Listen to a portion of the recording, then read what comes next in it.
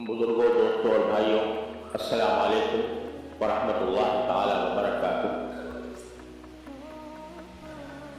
اللہ تبارک و تعالیٰ کا فضل و کرم ہے کہ اللہ تعالیٰ نے ہمیں مسلمان پیدا کیا، اسلام کی نعمت عطا فرمائی، ایمان کی نعمت عطا فرمائی۔ اس اسلام اور ایمان کے کچھ تقاضے ہیں، اور وہ یہ کہ بنیادی طور پر اس کو اس لفظ میں تعبیر کیا جا سکتا ہے کہ بنیادی تقاضا یہ ہے کہ انسان اپنی زندگی نبی کریم سرور عالم صلی اللہ علیہ وسلم کی تعلیمات کے مطابق گزارے، اتباع سنت کو اپنا شعار بنائے، اپنا مقصد بنائے، اور زندگی کے ہر شعبے میں رسول کریم سرور عالم صلی اللہ علیہ وسلم کی پیروی کرنے کی پوری کوشش کرے۔ اب جیسا کہ آپ حضرات کو معلوم ہے اور میں کئی بار عرض بھی کر چکا ہوں کہ نبی کریم صلی اللہ علیہ وسلم کی پیروی صرف عبادات میں نہیں ہے۔ عبادات بے شک بہت بڑا اعلیٰ عمل ہے، نماز، روزہ، حج، زکوٰۃ، عمرہ، تلاوت، ذکر، تسبیح، بہت بڑا رکن ارکان ہے دین کے، لیکن دین ان میں منحصر نہیں۔ دین نے اور نبی کریم سرور عالم صلی اللہ علیہ وسلم نے ہمیں جہاں نماز پڑھنے کا طریقہ بتایا اور اس کی تاکید فرمائی، اور روزے کا، حج کا اور زکوٰۃ کا حکم دیا، وہاں آپ نے اپنے قول و فعل سے اس بات کی بھی تعلیم دی کہ ہر مسلمان دوسرے مسلمان کا بھائی ہے۔ المسلم اخو المسلم، ہر مسلمان دوسرے مسلمان کا بھائی ہے، یعنی ہر انسان کو، ہر مسلمان کو یہ چاہیے کہ دوسرے کے ساتھ بھائی چارے کا معاملہ کرے، ہمدردی کا رویہ اپنائے، اور اس کی حتی الامکان اس کی کسی معاملے میں مدد کرنے کی ضرورت ہو تو مدد کرے، اس کی کوئی حاجت ہے تو اس حاجت کو پورا کرنے کے لیے جو اسباب ہو سکتے ہیں وہ اختیار کریں۔ اس کی تعلیم بھی رسول کریم صلی اللہ علیہ وسلم نے بڑی اہمیت کے ساتھ، اور یہ پورا باب ہے معاشرت کا کہ ایک دوسرے کے ساتھ ہمیں کس طرح زندگی گزارنی چاہیے، دوسروں کے ساتھ ہمیں کیسا رویہ اپنانا چاہیے، اور اس کا اصل اصول جو رسول کریم صلی اللہ علیہ وسلم نے ارشاد فرمایا وہ یہ کہ احب لاخیک ما تحب لنفسک واکرہ لاخیک ما تکرہ لنفسک، کہ اپنے بھائی کے لیے بھی وہی بات پسند کرو جو تم اپنے لیے پسند کرو، اور اپنے بھائی کے لیے بھی اسی بات کو ناپسند کرو جس کو اپنے لیے ناپسند کرو۔ یعنی یہ بہت بڑا اصول رسول کریم صلی اللہ علیہ وسلم نے بیان فرمایا کہ ہم لوگوں نے آپس میں زندگی گزارنے کے وقت دوہرے پیمانے قائم کرنا کہ میرے لیے تو میرے سارے حقوق ہیں، مجھے میرے سارے حقوق ملنے چاہیے، اور حقوق کی خاطر اگر کسی سے جھگڑا کرنا پڑے جھگڑا بھی کرنے کو تیار ہے، لیکن دوسرے کے کیا حقوق ہے میرے اوپر، اور اللہ تعالیٰ نے میرے ذمہ کیا فرائض عائد کیا ہے دوسروں کے سلسلے میں، اس کی طرف عام طور سے توجہ نہیں ہے۔ اپنے لیے کچھ اور پیمانہ ہے اور دوسروں کے لیے کچھ اور پیمانہ ہے۔ وہ ہمارے یہاں اردو میں لطیفہ مشہور ہے کہ ایک شخص دوسرے کے کہہ رہا تھا کہ جب ہم تمہارے گھر جائیں گے تو تم ہمیں کیا کھلاؤ گے، اور جب تم ہمارے گھر آؤ گے تو کیا تحفہ لے کر آؤ گے؟ مطلب کہ ساری ذمہ داری تمہارے اوپر ہے. ہم تمہارے گھر جائیں تو مہمانی تمہارے ذمہ ہے، اور تم ہمارے گھر آؤ تو تحفہ لانا میرے ذمہ ہے، تمہارے ذمہ ہے. وہ ساری ذمہ داری تمہارے اوپر عائد ہوتی ہے کہ میرے ساتھ حسن سلوک کرو. میرے ذمہ کچھ نہیں ہے، میں جاؤں تو کیا تحفہ لے کے جاؤں اس کا تصور نہیں. تم میرے گھر آؤ تو میں کیا کھلاؤ اس کا تصور نہیں، بلکہ تمہارے اوپر ذمہ داری ہے کہ تم مجھے کھلاؤ، تم میرے لیے تحفہ لے جاؤ. تو یہ ذہنیت ہے کہ آدمی اپنا بھلا سوچتا ہے، دوسرے کی طرف فکر نہیں ہوتی. رسول کریم صلی اللہ علیہ وسلم فرماتے ہیں جو اپنے لیے پسند کرتے ہو وہ دوسرے کے لیے پسند کرو. تم چاہتے ہو تمہاری عزت ہو، دوسروں کی عزت کرو. تم چاہتے ہو کہ تمہیں اچھی آمدنی ہو تمہاری، دوسروں کے لیے بھی کوشش کرو اور فکر کرو کہ ان کی بھی اچھی آمدنی ہو. تم چاہتے ہو کہ تم خوشحال ہو تو دوسروں کے لیے بھی چاہو کہ وہ خوشحال ہو. تم چاہتے ہو کہ دوسرے مشکل وقت میں میری مدد کریں تو تم بھی مشکل وقت میں ان کی مدد کرو. اپنے آپ کو دوسرے کی جگہ کھڑا کر کے دیکھ لو کہ میں جو سلوک دوسرے کے ساتھ اس وقت کر رہا ہوں، اگر میں اس کی جگہ ہوتا اور میرے ساتھ ایک سلوک کر رہا ہوتا تو مجھ پر کیا گزرتا. لیکن یہ اہم اصول جو نبی کریم صلی اللہ علیہ وسلم نے بیان فرمایا، یہ ہم اپنی ہماری زندگی میں فراموش کیے ہوئے، بھولے ہوئے. جب ہم کسی کے ساتھ معاملہ کرتے ہیں تو اس میں یہ خیال نہیں آتا کہ اگر وہ میرے ساتھ یہ معاملہ کرتا تو مجھ پر کیا گزرتا. مثال کے طور پر ہم مجلس میں بیٹھے ہیں اور کسی شخص کا ذکر آ گیا مسلمان بھائی کا، اس کی برائیاں بیان کرنی شروع، اس کا مذاق اڑانا شروع کر دیا. آپ یہ نہیں سوچتا کہ اگر میرے ساتھ یہ معاملہ ہوتا کہ کسی مجلس میں میری برائی کی جا رہی ہوتی، میرا مذاق اڑایا جا رہا ہوتا تو مجھ پہ کیا گزرتا. اور یہ غیبت ہی کی بات نہیں، بلکہ بس اوقات ایسا ہوتا ہے مجلس میں کسی کو شرمندہ کیا جاتا ہے، اس کی نقل اتار کر، اس کا مذاق اڑا کر اسے شرمندہ کیا جاتا ہے.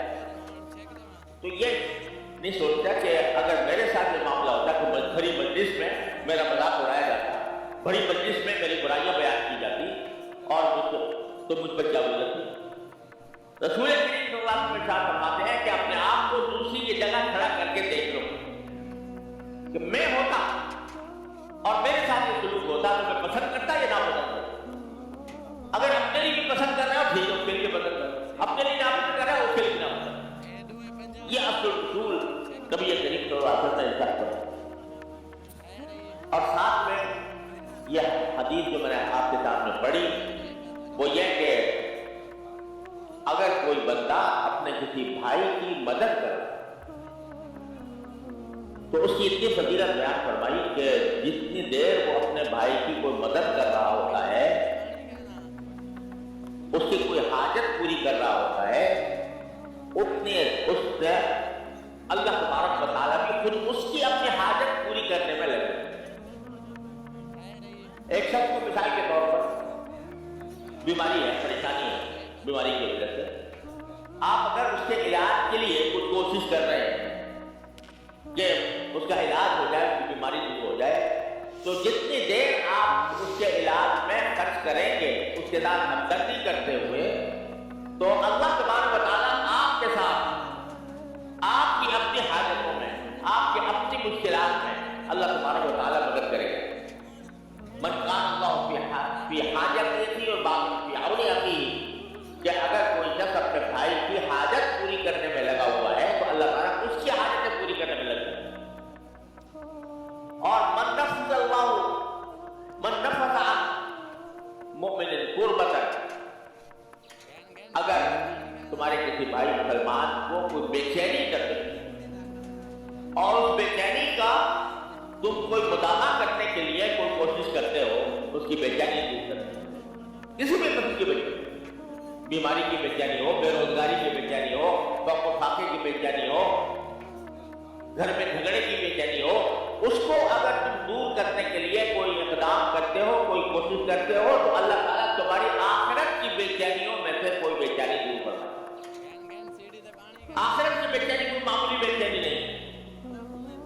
जब हिसाब किताब हो रहा है, मैदान हशर कायम है, आमाल तोले जा रहे हैं, जन्नत और जहन्नम के नजारे सामने हैं कि पता नहीं मुझे जन्नत में भेजा जाएगा या जहन्नम में भेजा जाएगा, और आमाल की गिनती हो रही है कि किसने कितना अमल किया था, कितना वजनदार अमल किया था, उसका वो तोला जा रहा है। उस वक्त पे हर इंसान को अपनी पड़ी होगी, और कुरान करीम में आया है कि उस वक्त में न कोई किसी की फिक्र में नहीं होगा, सिर्फ हर एक को अपनी पड़ी होगी, नफ्सी नफ्सी का आलम होगा। यौम यफ़िरुल मर्'उ मिन अख़ीही व उम्मिही व अबीही व साहिबतिही व बनीही, उस दिन आदमी भागेगा अपने भाई से, माँ से, बाप से, बीवी से, औलाद से, कि भाई तुम अपना काम जानो, मैं तुमको इस अपनी पड़ी हुई है, किसी तरह मुझे जहन्नम से निजात मिल जाए। ये जो बेचैनी है, फरमाया कि अगर तुमने किसी मुसलमान की बेचैनी दूर की है, बल्कि मुसलमान की कैद भी नहीं, किसी भी इंसान की बेचैनी तुमने दूर की है और दूर करने की कोशिश की है, अल्लाह ताला वहां की बेचैनियों में से कोई ना कोई बेचैनी तुम्हारी दूर करेगा। इतनी बड़ी अजीम फजीलत है किसी दूसरे मुसलमान के साथ हमदर्दी करने, उसकी बेचैनी को दूर करने। ऐसा होना चाहिए हर मुसलमान को कि उसमें हर मुसलमान का दर्द दिल में हो।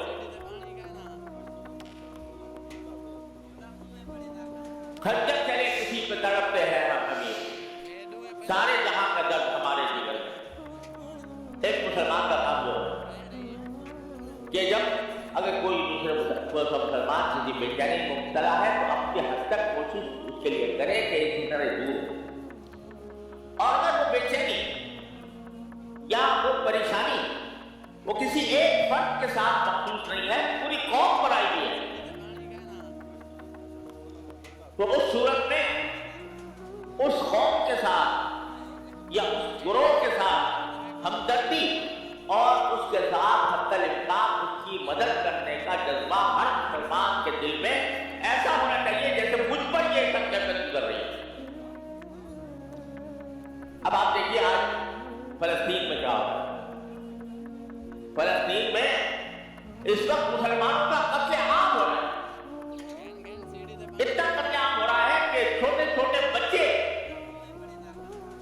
जो अभी अभी पैदा हुए हैं, उनका नाम भी रखा नहीं गया, उनको बमों से उड़ाया जा रहा है। अस्पतालों पर हमले हो रहे हैं, अस्पतालों में जहां सारी दुनिया का कानून है, बैन अक़वामी कानून के जंग की हालत में सारी दुनिया इस कानून को मानती है कि अस्पतालों पे हमले नहीं किए, मगर अस्पतालों पे हमले हो रहे हैं। अस्पतालों के उन शोबों पर हमले हो रहे हैं जो ICU कहलाते हैं, इंटेंसिव केयर यूनिट, जिसमें कोई आदमी बिल्कुल ऐसे वक्त में दाखिल किया जाता है जब उसके जान पर बनी हुई होती और उस वक्त उसका सांस इलाज किया जाता है। वहां जो देर इलाज है उनके ऊपर बमबारी करके उनको खत्म किया जाता है। अब तक 35,000 से ज्यादा मर्द, बच्चे, औरतें शहीद हो चुके हैं। 35,000 से ज्यादा, ये तादाद कोई मामूली तादाद नहीं है। इतना दुनिया की तारीख पर नजर डाल कर देखिए तो 6 महीने के अंदर ये इतनी बड़ी तादाद में शुहदा, ये कोई मामूली वाक़या नहीं है, तारीख का अनोखा वाक़या।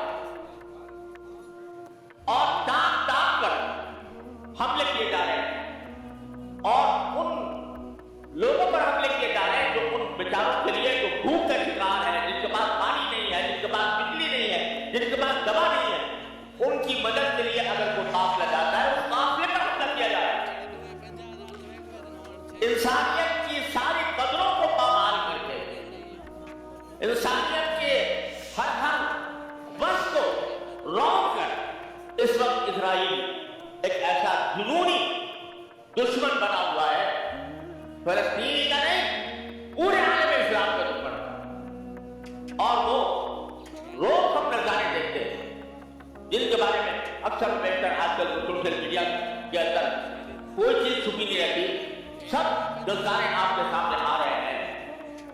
बच्चों को किस तरह दबा किया गया, इंसान औरतों को किस तरह दबा किया गया, किस तरह भूख को मारा जा रहा है, बातों की कैफियत आ गई है। जो लोग बाहर से इमदाद भेजते हैं वो इमदाद को नहीं पहुंचाने दिया जा रहा।